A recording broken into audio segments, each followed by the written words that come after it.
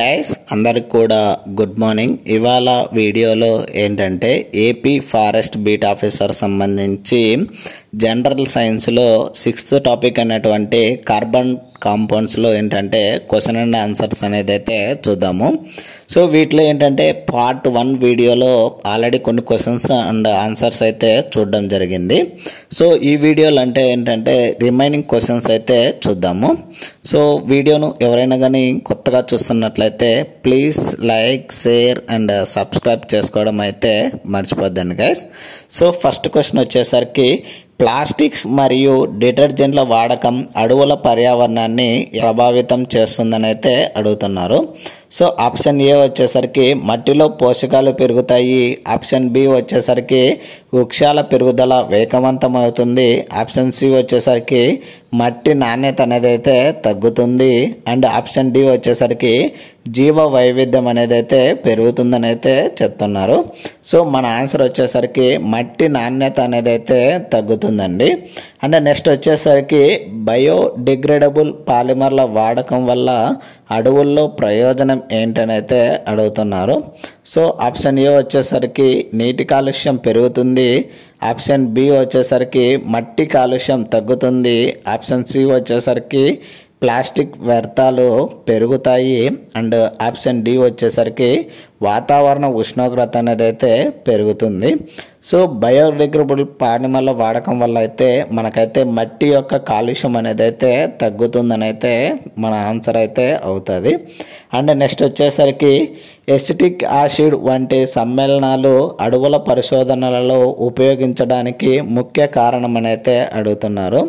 So option A వచ్చేసరికి వాసన కోసం అండ్ ఆప్షన్ బి వచ్చేసరికి మట్టి పరీక్షలలో రసాయనంగా, ఆప్షన్ సి వచ్చేసరికి నీటి శుద్ధి చేయడం అండ్ ఆప్షన్ డి వచ్చేసరికి ఇన్సెక్టోరిడియస్ తయారీకనైతే మనం ఇవ్వడం అయితే జరిగింది.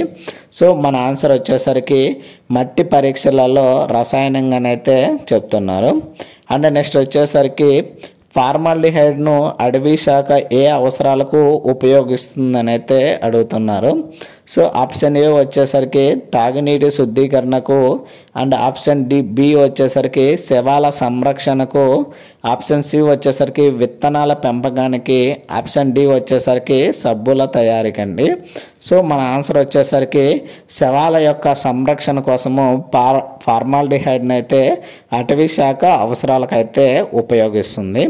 సో నెక్స్ట్ వచ్చేసరికి 2025లో జెనీవాలోని UNINC 5.2 సమావేశంలో ఏ అంశంపై చర్చ అయితే జరుగుతుందంటున్నారు. ఆప్షన్ ఏ వచ్చేసరికి క్లైమేట్ ఫైనాన్స్ ఇవ్వడం జరిగింది, ఆప్షన్ బి వచ్చేసరికి గ్లోబల్ ప్లాస్టిక్ పొల్యూషన్ ట్రీట్ అని అయితే ఇవ్వడం జరిగింది, ఆప్షన్ సి వచ్చేసరికి రెడ్ ప్లస్ ఫారెస్ట్ అని అయితే ఇవ్వడం జరిగింది, ఆప్షన్ డి వచ్చేసరికి కార్బన్ ట్రేడింగ్ అని అయితే ఇవ్వడం జరిగింది. సో మన ఆన్సర్ వచ్చేసరికి గ్లోబల్ ప్లాస్టిక్ పొల్యూషన్ ట్రీటీ అనేది అయితే మన ఆన్సర్ అనేది అయితే అవుతుంది.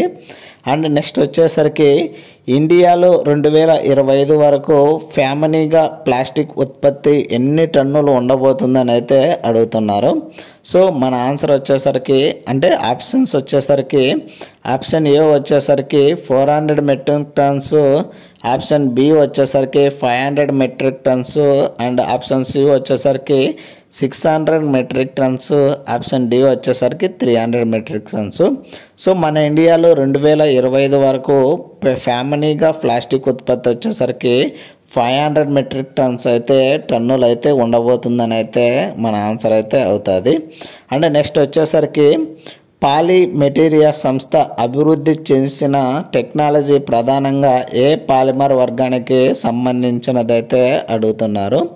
ఆప్షన్ ఏ వచ్చేసరికి PVC అండ్ ఆప్షన్ బి వచ్చేసరికి పాలిఇథిలిన్ లేదా పాలిప్రొపిలిన్ అండి, ఆప్షన్ సి వచ్చేసరికి నైలాన్, ఆప్షన్ డి వచ్చేసరికి PET. సో మన ఆన్సర్ వచ్చేసరికి పాలిఇథిలిన్ లేదా పాలిప్రొపిలిన్ అనేది అయితే మన ఆన్సర్ అనేది అయితే అవుతుంది. సో నెక్స్ట్ వచ్చేసరికి IIT మద్రాస్ ద్వారా పరిశోధనగా అభివృద్ధి చేయబడిన ఎకో ఫ్రెండ్లీ ప్యాకేజింగ్ ఏ పదార్థం వినియోగిస్తుందని అయితే అడుగుతున్నారు. సో ఆప్షన్ ఏ వచ్చేసరికి బ్యాక్లైట్, ఆప్షన్ బి వచ్చేసరికి మైసీలియం ప్లస్ వ్యవసాయ వ్యర్థాలు, ఆప్షన్ సి వచ్చేసరికి వినైల్ క్లోరైడ్, ఆప్షన్ డి వచ్చేసరికి ఫార్మాలిన్ అండి. సో మన ఆన్సర్ వచ్చేసరికి మైసీలియం ప్లస్ వ్యవసాయ వ్యర్థాలు అనేది అయితే ఐఐటి మద్రాస్ అనేది అయితే పరిశోధన అభివృద్ధి చేయబడిన ఎకో ఫ్రెండ్లీ ప్యాకేజింగ్ పదార్థంగా అయితే వినియోగిస్తుందండి. సో నెక్స్ట్ వచ్చేసరికి plastic waste management rule India 2022 amendment కింద అయితే అడుగులైన ఈపీఆర్ అంటే ఏమిటని అయితే అడుగుతున్నారు. సో ఆప్షన్ ఏ వచ్చేసరికి end product recycling, option B వచ్చేసరికి extended producer responsibility, option C వచ్చేసరికి environmental public regulation and option D వచ్చేసరికి ఎనర్జీ ప్రొడక్షన్ రిబాట్ అని అయితే ఇవ్వడం జరిగింది. సో మన ఆన్సర్ వచ్చేసరికి ఎక్స్టెండెడ్ ప్రొడ్యూసర్ రెస్పాన్సిబిలిటీ అనేది అయితే మన ఆన్సర్ అనేది అయితే అవుతుంది. అండ్ కొన్ని వచ్చేసరికి assertion and reason type questions అయితే చూద్దాము. అజర్షన్ వచ్చేసరికి ఆల్కహాల్స్ మంచి ద్రావకాలు అండ్ రీజన్ వచ్చేసరికి ఆల్కహాల్స్లో హైడ్రోజన్ బాండ్ అయితే ఏర్పడుతుంది. సో ఆప్షన్స్ వచ్చేసరికి ఏ మరియు ఆర్ రెండు సత్యం మరియు ఆర్ అనేది ఏకి ఓకే అని అయితే అడుగుతున్నారు. అండ్ ఆప్షన్ బి వచ్చేసరికి ఏ మరియు ఆర్ రెండు సత్యం కానీ సంబంధం లేదని అయితే అంటున్నాడు.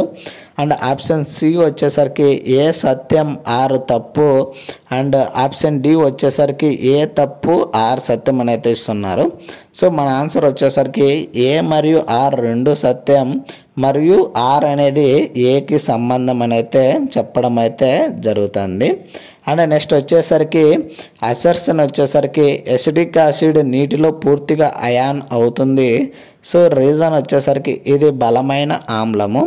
సో మన ఆప్షన్స్ వచ్చేసరికి ఆప్షన్ ఏ మరియు ఆర్ రెండు సత్యం మరియు ఏ అనేది ఆర్ అనేది ఏకి సత్యం అని అయితే చెప్తున్నారు, అంటే సంబంధం అని. సో ఆప్షన్ బి వచ్చేసరికి ఏ మరియు ఆర్ రెండు సత్యం కానీ సంబంధం లేదు.